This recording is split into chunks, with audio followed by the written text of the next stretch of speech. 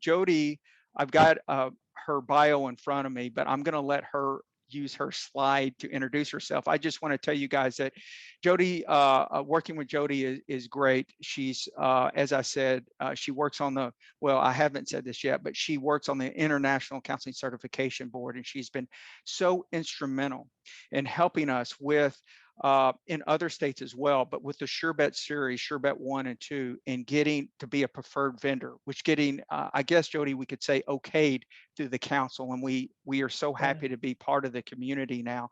But she's been so helpful with that. And she's so informed, but I'm going to let her show her slide here to do her formal introduction. And I keep saying, and her recent book, The Gambling Disorder Treatment Handbook, A Guide for Mental Health Professionals, which was just published this last in March. A lot of our modifying and updating and information came from her book. And that's why I wanted her to be a part of the workshop that we're going to be doing in December, because it's really been helpful in my own practice. But without further ado, Jody, I'm going to turn it over to you. Thank you, Robbie, and good afternoon, everyone. Make sure if you're logged in, you can see the chat box. We're going to do some chatting back and forth throughout the next hour. And so thanks again for being here and spending your lunch hour with me. So we're going to talk about self-exclusion primarily, but it is part of harm reduction, and that's the focus for the next hour. As I always put in my slides, if I share anything, let's all help practice confidentiality. We only talk about anything clinical to further our own learning. And as Robbie said, here is my bio. So I'm a licensed clinical social worker in the state of Pennsylvania.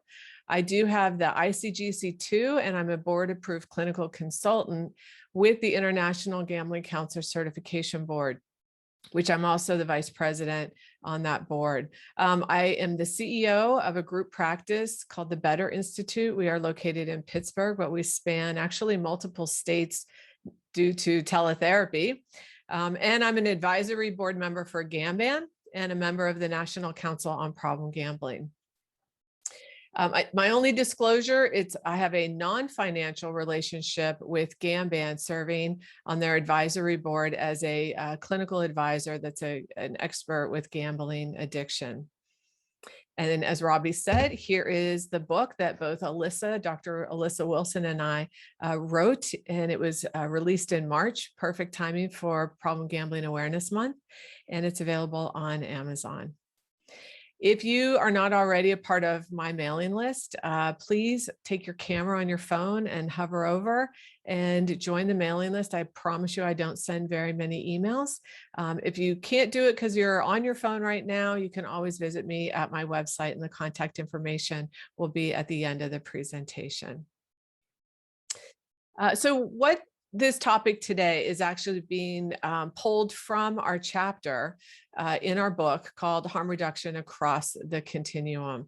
And that's really what we want to walk away with today, is understanding more about the self-exclusion side of harm reduction, but we can briefly touch upon the harm reduction itself side of things.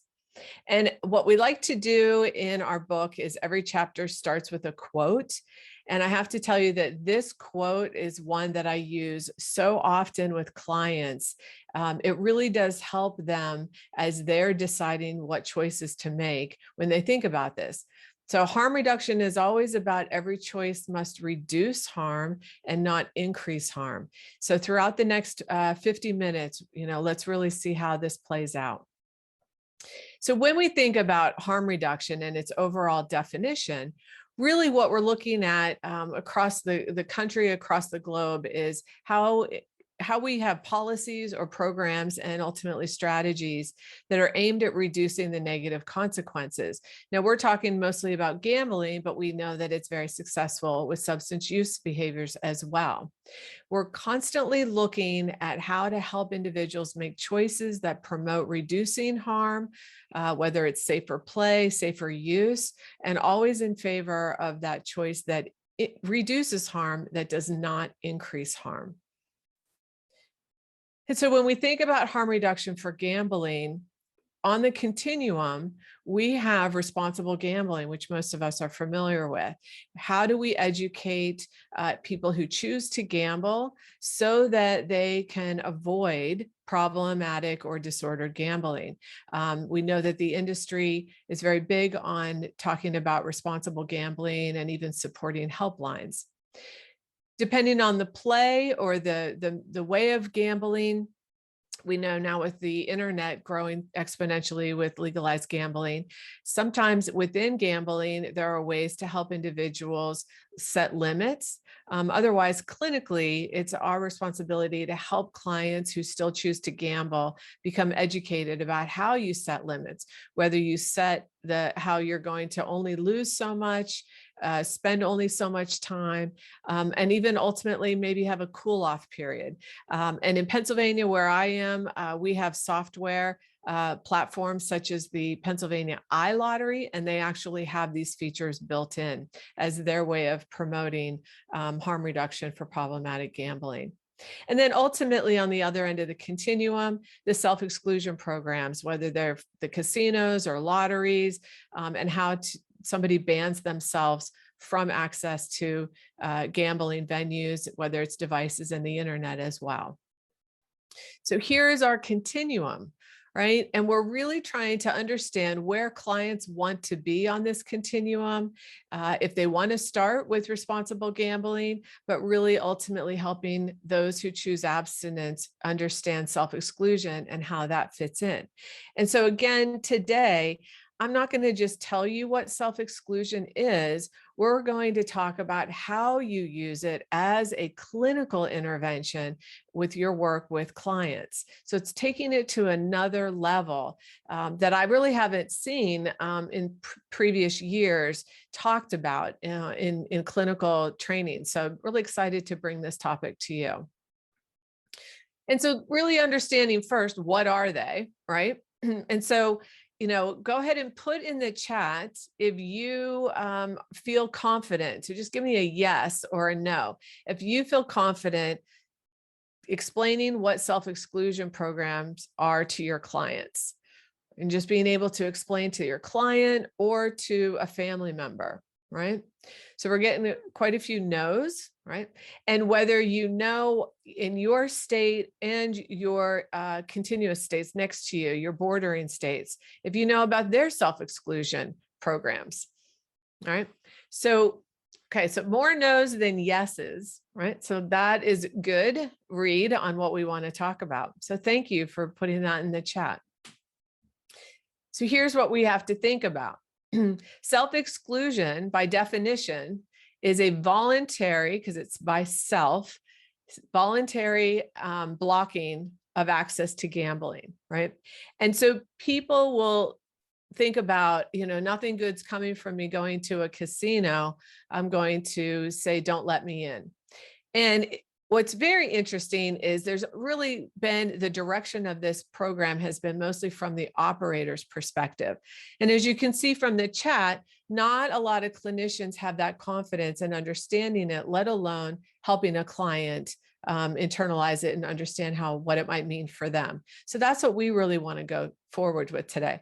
But as we have legalized, expanded forms of gambling, we have to think not only casino, not only brick and mortar, but we also have to think on technology and on devices. We have to think about the internet. And that's also a new layer of complexity that many of us who've even been in the field for quite a while haven't had to actually wrestle with until recently. So I talk about, it's one program, but it actually serves many audiences. And so let's first talk about operators, right? And so the operators are required, usually regulatory requirement, to provide self-exclusion programs that allow individuals to sign up and say, please don't let me in. Please don't let me in brick and mortar, or please don't let me in online to your legal gambling sites, right? And so it's this, but we've got to make sure we understand that it's voluntary, but it's a legal binding agreement. So you can't take it lightly, and you can't just say, you might want to consider self-exclusion, just sign up. If you don't like it, you don't like it, because this is actually a legal binding agreement. It says we're going to prevent access, we're going to prevent entry. And if you do show up and in a disguise or what have you, and you win, we will collect your winnings. You will not get to keep them. So that's one deterrent of a self-exclusion. Now, unfortunately, this varies by state and even by country. And so as a clinician, we do want to make sure we do our homework to understand and stay on top of what's happening in the states that we practice, or if we're near bordering states, understanding what's happening in our bordering states. Mostly the responsibility is on the person not to go in. And that tends to be something I've heard frequently, where the perception is that the gambling venue is solely responsible for not letting someone in. I don't even waste my time talking about that side of it, because it's really about, as a clinician, let's help our clients understand what's going on, that they want to go to great lengths to still go after they've already signed up, right? It's their responsibility not to go. It's not the operator's responsibility solely to keep them out. Many people will consider self-exclusion after they have been to a gambling establishment. It's usually when they maybe have had an episode, or chronically they're realizing that gambling is not something that they can do safely and responsibly. But there's other individuals that are protecting their recovery. And so as states add more legalized gambling, some individuals that are already in recovery will sign up for self-exclusion as another step to making sure they maintain their recovery. So we have the brick and mortar, right? And a lot of times these are 1 year, 5 years, or lifetime. It tends to be the general. And the reason I'm going to generalize that is I'm going to share some research about that in a minute. And here, how do we help people sign up so they don't drive and then walk into a casino, is what we're looking at. But we also have to now consider, how do we help people with the online gambling websites? This is also with the illegal gambling websites. So even if North Carolina doesn't have anything online yet, as I always say, right, you need to be thinking, how do I help my client also from the illegal websites or the social casinos and the things on their phones? And that's really the direction we need to keep focusing on as this happens sooner and sooner. It's expanding at such an exponential rate compared to how it has been in previous years. So here, with an operator's perspective of self-exclusion, oftentimes they are legally required to offer it and to manage it. And they will experience some sort of penalties if they don't enforce it. And you can spend a lot of time reading stories across the country about this, but I wouldn't really focus on that, because I think the clinical side is where we are best suited to address this issue. But they do have that due diligence to monitor. I'm going to share some statistics from Pennsylvania just to give you an idea of the type of information that they would be collecting and understanding in regards to this program. But this is the first audience, and this is the one that the industry talks about the most, is what are operators doing?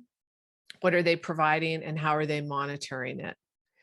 Okay. And so you have to then think about any bordering states and what they might also be having. So that's a little bit of homework for you, because I could tell it to you, but I think what's most important is that you incorporate this into your practice to stay on top of it, because this information is going to keep changing, and you want to just have that regular dialogue or get that information on a regular basis in the geographical areas that are most important to you.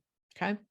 Then we move on to the next audience, and this is the individual, right? Where do they learn about self-exclusion?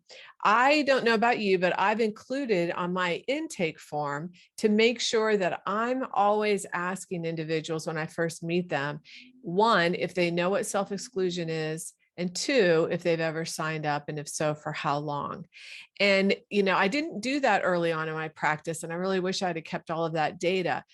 you'd be surprised how many individuals do know about self-exclusion, or they think they know a little bit about it. And it gives you this opportunity to have a very rich conversation, which is part of the clinical intervention, right? And so being able to say, do you know about it? And how, can I explain a little bit more?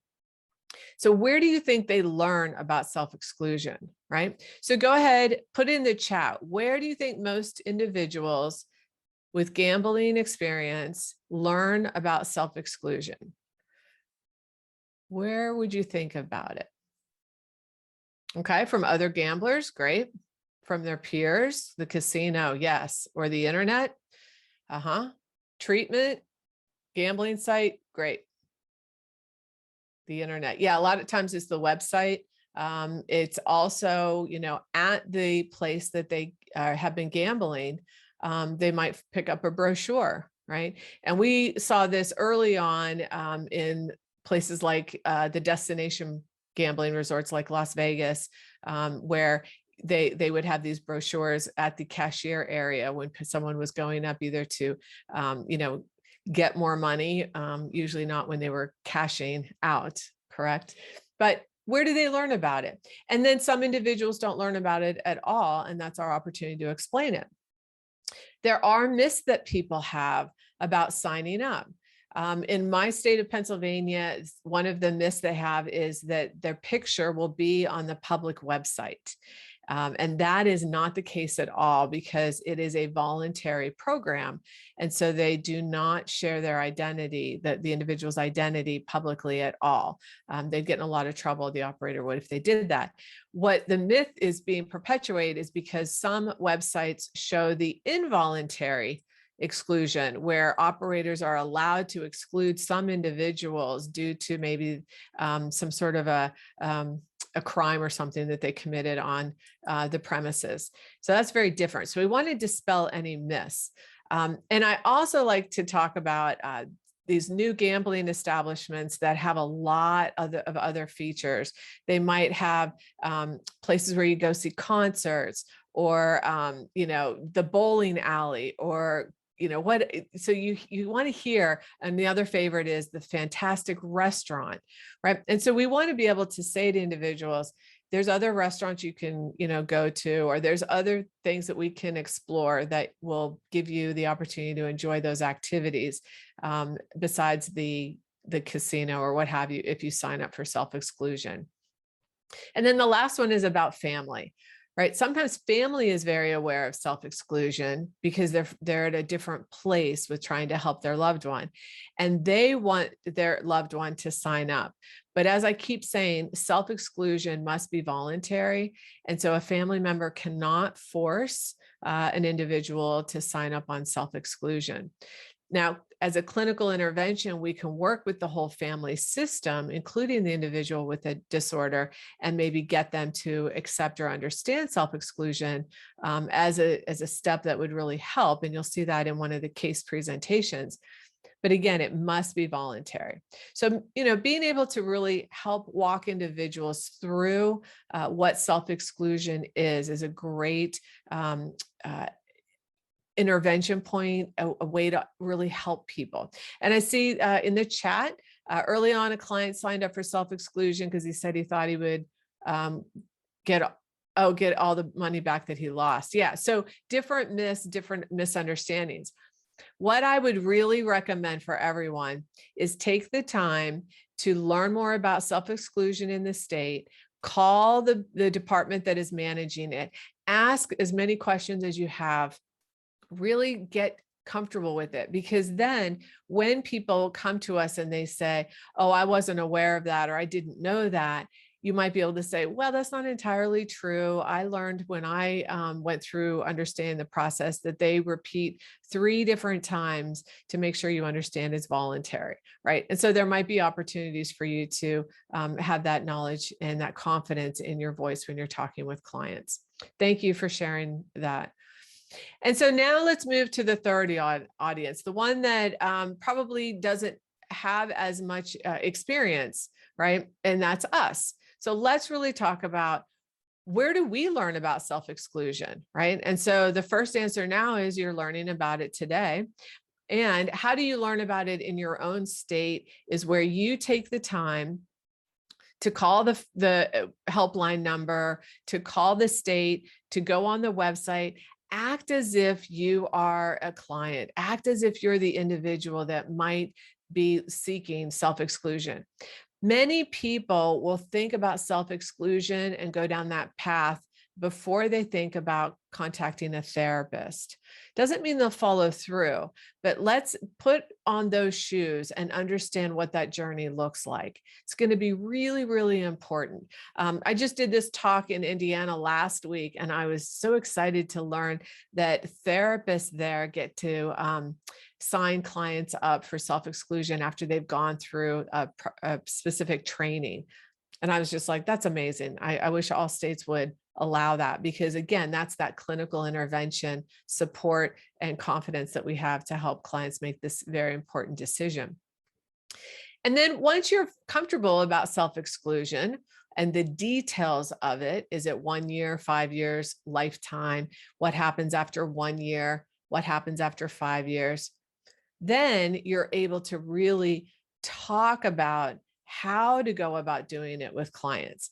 You know, it's in all of the times I've given this talk, most people say, I know what it is, but I would not know how to help a client if they said to me, oh, thank you for explaining self-exclusion. Now, how do I do it? What's the first step, right? And you don't want to go, there's a phone number or here's a brochure, right? You really want to say, let's do this together. And I'm here to help walk side by side. And you'll see that in the case presentations again, different ways to find your voice and your style in helping clients who really want to take that next step. And as with all things with our profession, we know that there are certain times to talk about this that's more effective than others. And it just depends on the individual that we're working with. So it's not really about, you always bring it up right in the beginning. You don't actually, talk about it only if they bring it up first. I mean, it's not any of that. You'll find the dance that's the most appropriate dance with each client that you work with.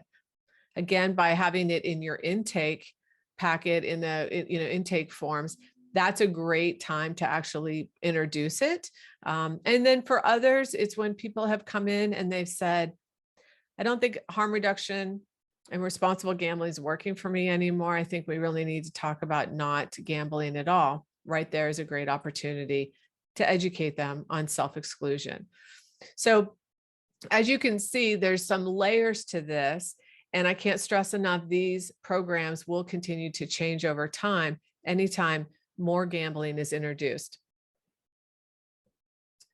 In Pennsylvania, when we went to online, there was a whole nother set of self-exclusion protocols that went into place. So brick and mortar was treated in a different way and done differently than if it was online. And that just sounded and seemed so clunky. And within a year, they had really streamlined that. So it's important, again, to stay on top of all of this. Now, what does the research say? Okay. So here, the research is very interesting because most of it, when you look at self-exclusion, has really been on understanding responsible gambling. How has that been impacting responsible gambling? And what about from the operator's perspective? Okay. In 2017, however, there was a meta-analysis conducted by Robert Laudesseur and colleagues, where they identified 9 articles that specifically looked at self-exclusion. And overall, most of the research published on self-exclusion involves what they refer to as correlational or categorical variables. It doesn't actually include controlled design. So interestingly, when compared to non-excluders, it appeared that more self-excluders abstained from their problematic form of gambling, and fewer portion of self-excluders continued to contact harmful consequences, right? So that really is suggesting that self-exclusion has similar short-term outcomes in comparison to if they were only maybe in counseling alone or self-support or self-help alone. Right. But unfortunately, another common theme suggests that while most self-excluders report positive outcomes like minimizing harmful consequences, some of the samples in the research were found to continue gambling. So they did breach the contract after the initial enrollment. That to me is not uncommon. And as a clinician, when individuals find a way around something, I find that clinically appropriate and helpful to get curious and really go in and just have that deep discussion with the client. So most of the research, though, has, let's see, I'm trying to read my notes here, has really talked about more of, is 1 year, is 5 years, or is lifetime better? And we actually don't know that answer. We just know that when individuals sign up for self-exclusion and it's paired with therapy, as compared to therapy alone or self-exclusion alone or without self-exclusion, there's better outcomes. So to date, we're only collecting data on how many people sign up for a certain time limit. There's no research across the board that is able to say 1 year is a good number as compared to 5 years. What about 3 years? And what about lifetime? So we're really just kind of choosing these numbers, and it's become an industry standard, but we don't know if the time is correct. But we just know that paired with counseling, individuals have better outcomes. So I know that's kind of like a mouthful, but I would say the next step in our industry is to really urge more research to be done that will help answer what is an effective time frame, as opposed to how many people just signed up for a particular time. Okay. So in summary, the research is either inconclusive all the way to strong evidence, right? Effectiveness in how to measure, we need better research. We don't know about the time limits and which ones are the most effective. And we don't actually know if people sign up initially, does that prevent or reduce harm? Or do people only sign up after problematic and they get the benefits? And what about as a standalone intervention by itself? Lots of questions, not enough research to answer them to date. So here's just a quick summary of what goes on in Pennsylvania. Other states have captured similar types of data. I know Ohio, when we talked with Ohio, they had some similar data. And so in Pennsylvania, and I believe in Ohio was the same, but it was not the same in Indiana. By gender, more males tend to sign up than females, right? And why is that? Well, we don't know, because all we're doing is collecting data and we're not able to really unpack it and say what makes more men sign up. Is it after chronic gambling problems, an episodic, what's happening? And notice by age, many people might think that much later in age is when you would consider signing up, but Pennsylvania had quite a few in that 21 to 25 category. When you think about the brain isn't even that fully developed, this is a big commitment to sign a legal document. But we do know the majority between 26 and 54 years of age are when people will sign up. We expect that that's when gambling is no longer as just a fun activity. It's starting to take over in more aspects of life. We would also expect, as we're moving into different developmental stages of our lives, coupling up, building families, focusing on career, that if gambling continued to be problematic, it would show those greater consequences and people would be more motivated to do something to stop the consequences. But overall, look at how 1 year was almost 60% compared to 5 years in lifetime, right? And so when we think about that, my clinical stance with, if a client were to ever say, what would you suggest, 1 year, 5 years, or lifetime? For many of my clients, I would say, just sign up for 1 year. That'll give you enough time to work through some of these issues and then decide what you want to do after a year. Now, I'm saying this because most of the self-exclusion programs, when you sign up, you stay signed up even after the term. So after 1 year, if you do nothing, you're still part of the self-exclusion program, which is wonderful.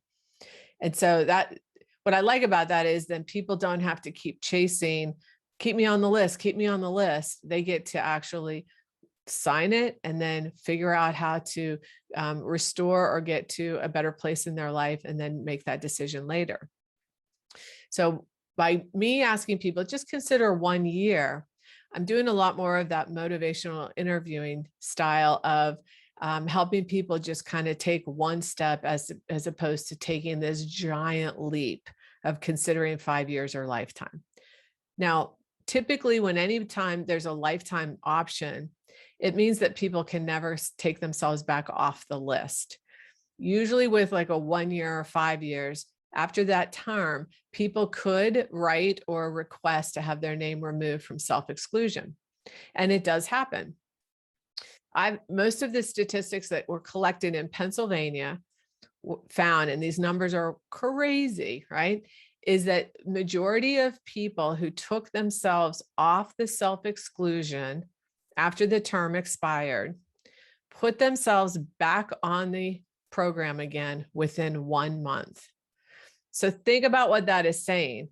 They thought they had kicked it. They thought they were okay because they had that time under their belt. They went back, and as we understand, with addiction and progression, they could have picked up right where they left off, right? And so they put themselves back on. And so these, again, are useful statistics, but they don't tell us everything we would, greatly appreciate knowing and benefit from knowing from a clinical perspective. So again, 1 year, if that's your style, to be able to get people to really consider taking that step and kind of moving through the stages of change, that's a great example of how that would work. All right. So if you have any questions or comments, please just put them in the chat as we continue. What I like here is when you think about, okay, I've got this self-exclusion program figured out. I know what to do. The example in my state is before COVID, we had everything online for gambling. So we pretty much had it all before the lockdown. But Pennsylvania actually had already been working and had a great website that allowed you to self-exclude online 100%. And this is really game changing. There's some states that struggle to figure out how to operationalize this for a whole host of reasons, whether it's state law or something like that. But in Pennsylvania, we were really able to allow people to sign up online and choose both brick and mortar and internet. Now, before that, and even before states had been doing a lot more around this harm reduction, you used to have to go to the casino and sign up there. Now think about that. I'm going to go to the place that's causing me problems, and I'm going to say, knock, knock, please don't let me in here, right? And a lot of times people would end up going to a casino and being like, well, maybe just one more time because of that intermittent reward that kicks in. So it's really good that states have moved, and operators and things have really moved to making signing up for self-exclusion much more accessible without having to go to the gambling site itself. So you get a client that is considering self-exclusion, and that's just for the legal gambling.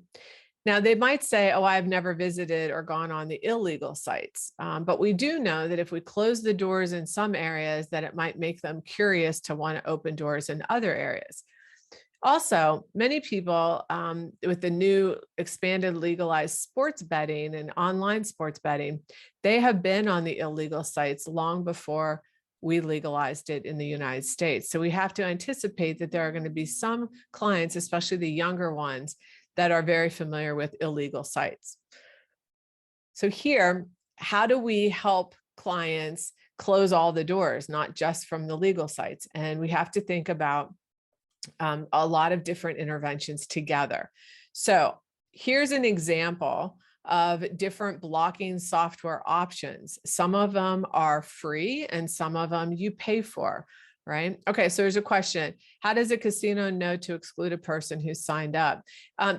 Great question. They have a whole protocol with security, where security has to have copies of people's pictures and things like that, to make sure as people are gaining access to the casino, that if they scan their ID, anything that would identify who they are, then it would flag them as already being signed up.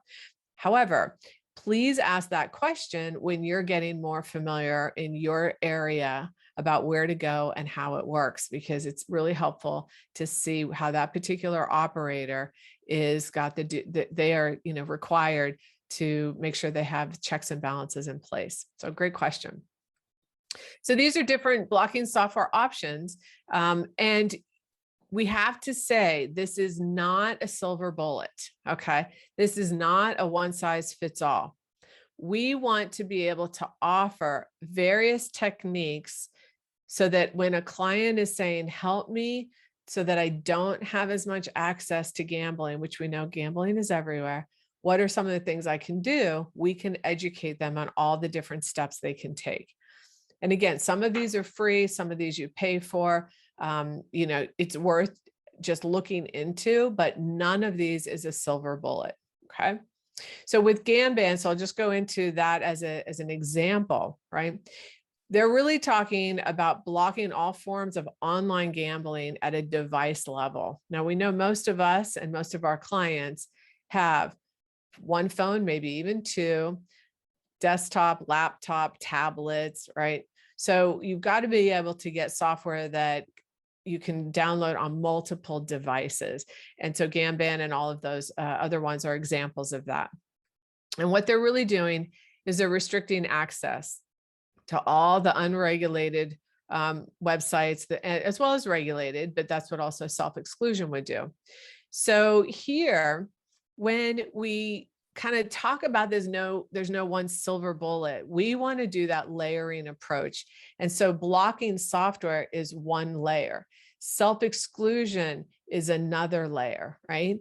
And being able to, as I talk about, building this wall and making the wall really high so that when someone has the impulsive desire to gamble, it's a high wall they have to climb over before that they would be able to gamble, right? And we do that kind of helping to address the time, the money, the access. So while we're clinically working with people and dealing with boredom, how do we prevent access to money to gamble, right?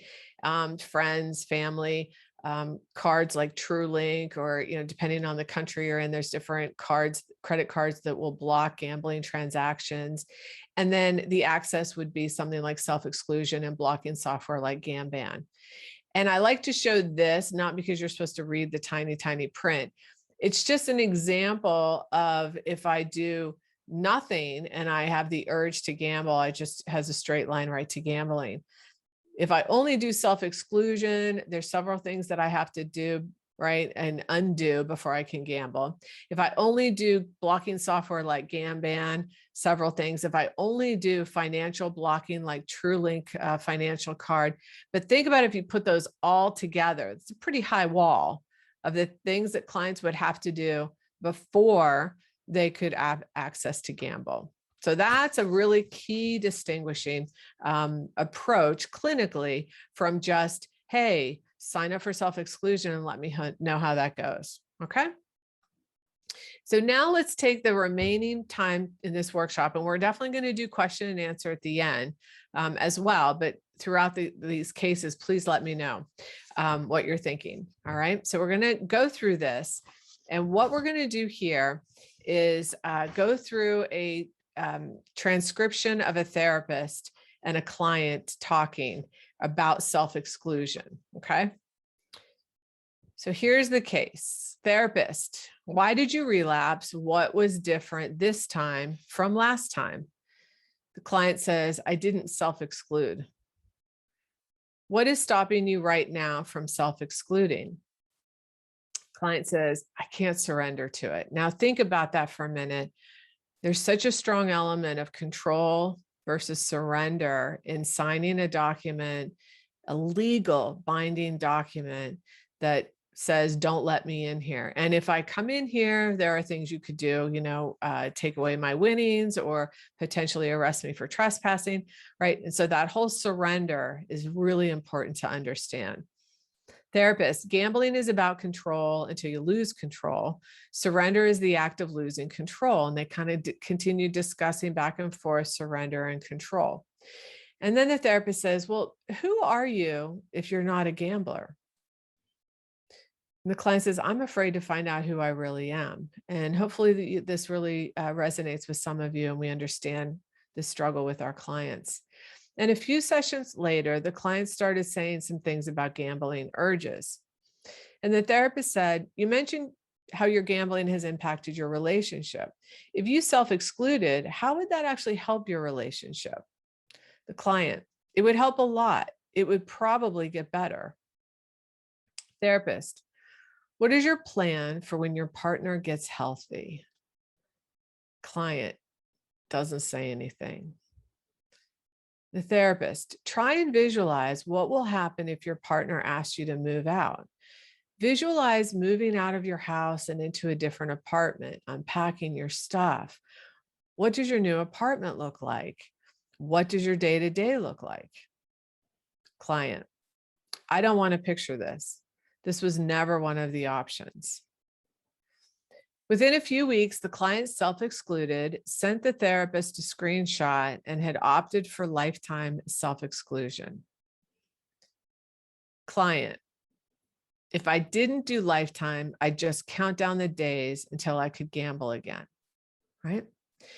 So let's kind of unpack this in terms of what all is happening. The first thing is, what do you see here, right?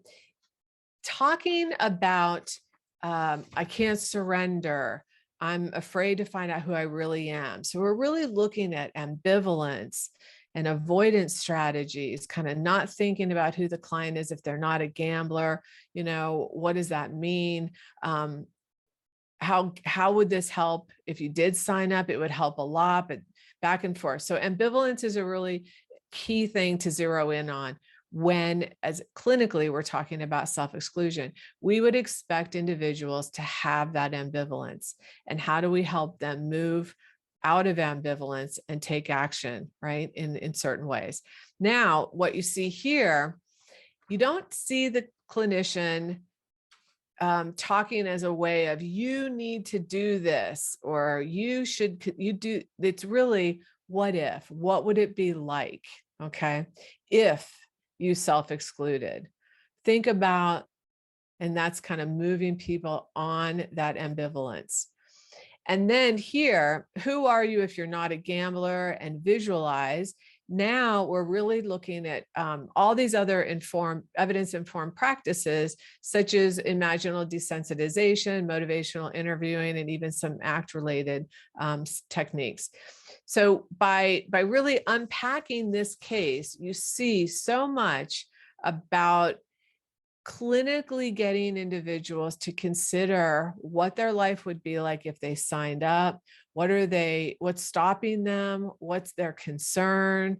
And all of those things that go into helping people decide how to move through the stages of change to actually take action on a plan or a decision, right? And so put in the chat what you think about this case based on what you just learned about self-exclusion, right? Can you see yourself talking to clients and getting them to consider these types of things? What does everybody think about this? I know it takes a second to come through on the chat.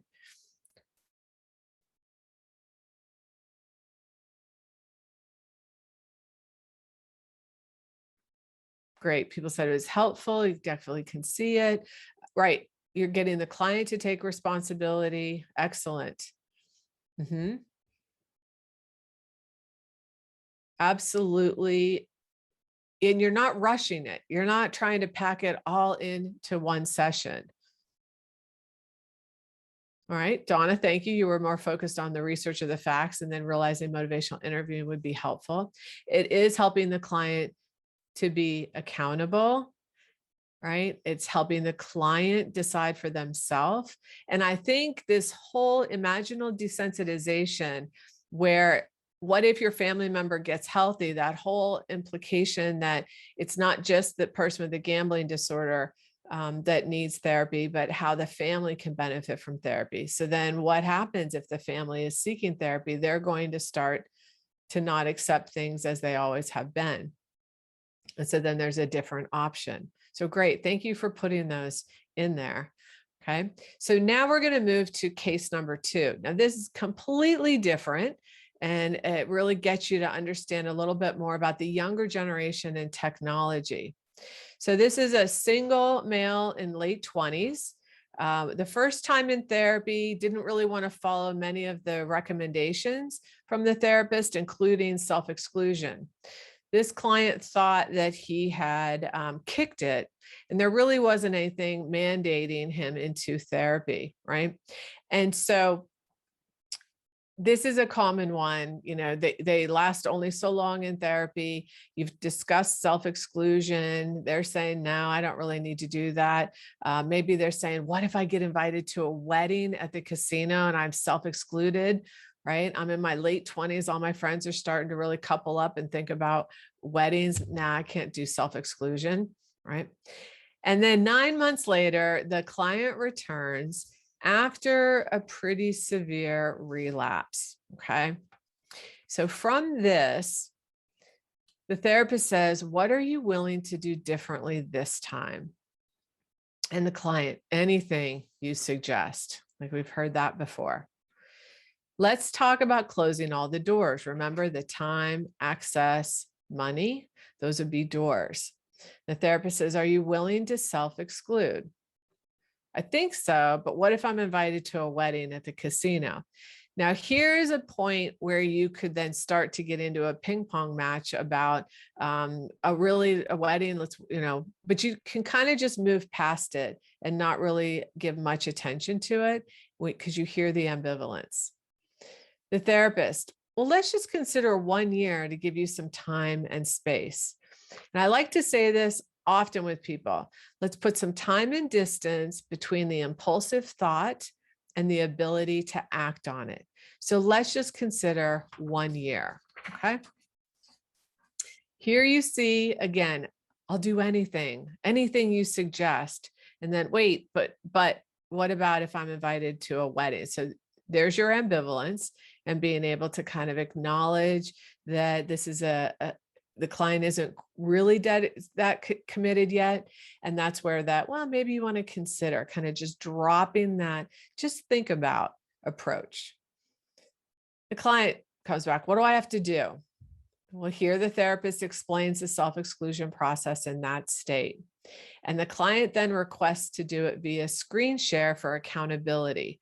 Okay, so this is an example of where you could, if you're doing teletherapy, you could even screen share and help them see read the website together, start to come up with a plan. This particular one, you could do it online. The client says, can we do it online together for accountability, right?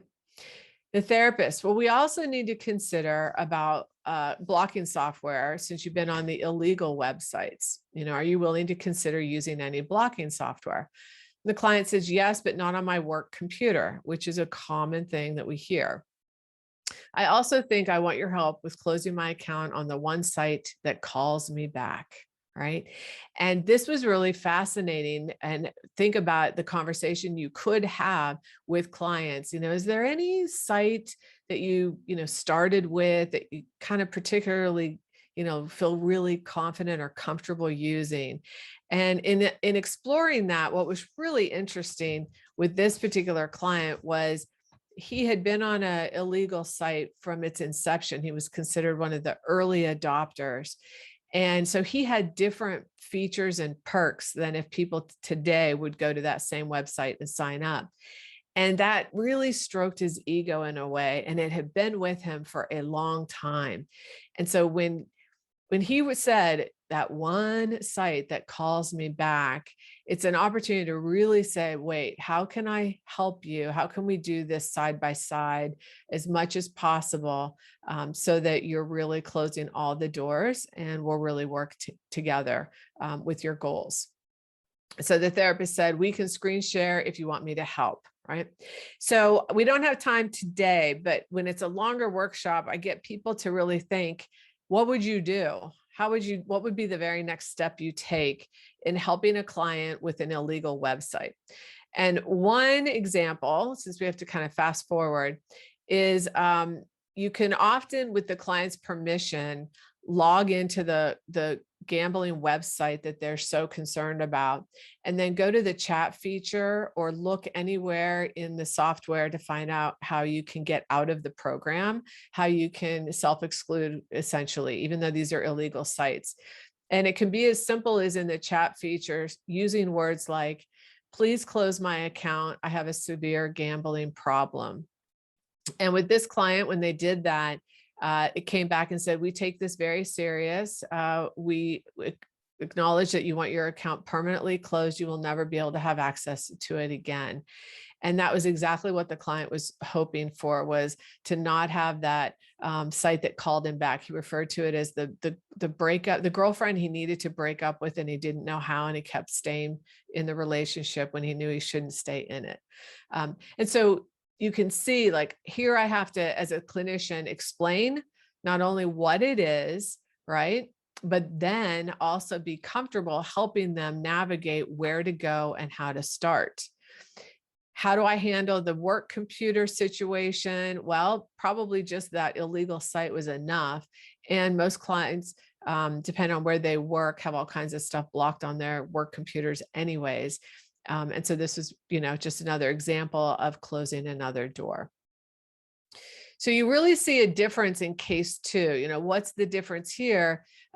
Just how to unpack where were the ambivalence and where were the areas that made it very difficult to take that next step, or how to do it together. Case one, the person did it all by themselves after really thinking and having those questions positioned at them. Case two is saying, I need your help all along this entire process. Okay.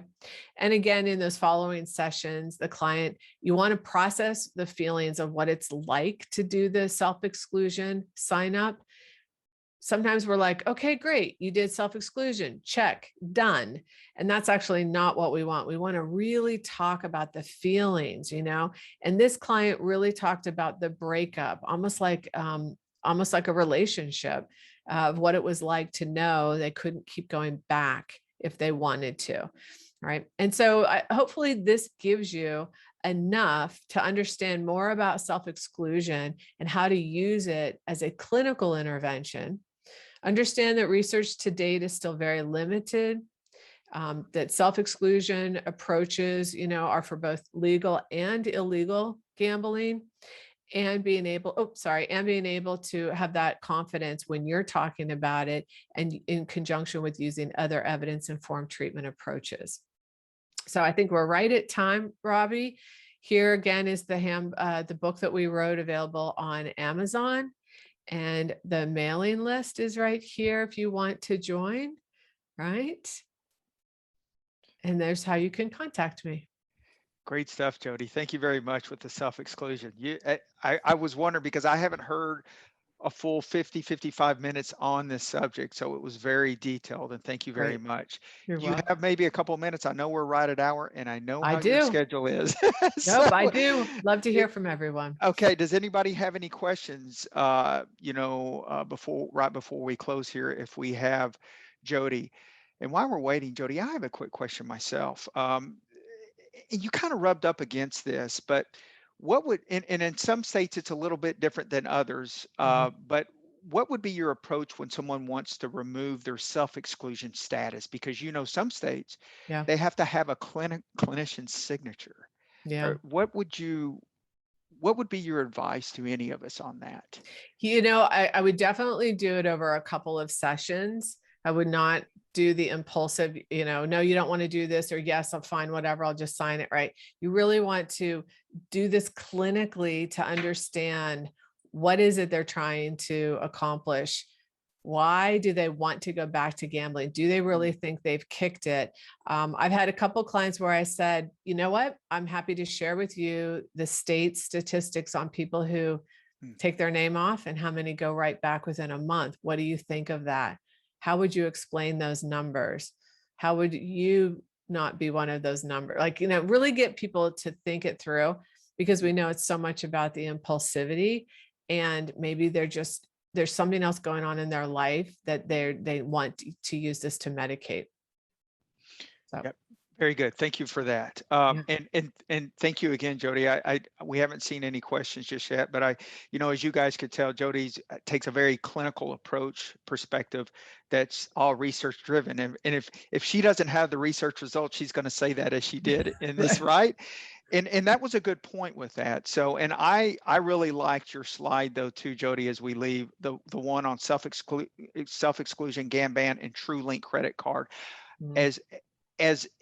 as walls. And we need to think about that with our clients on how to build those up and how we approach that.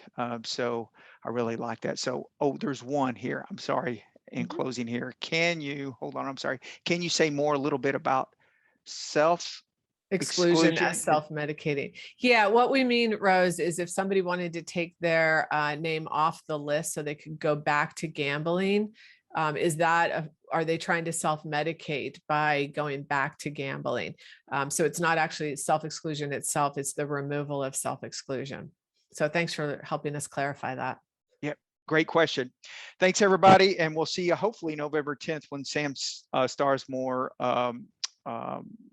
talks about educating future generations on gaming and gambling. That's next Wednesday, November 10th. Jody, again, thank you very much. Great presentation. Thank you. Thanks, everyone. Okay, everybody have a great day. Thank you. See you.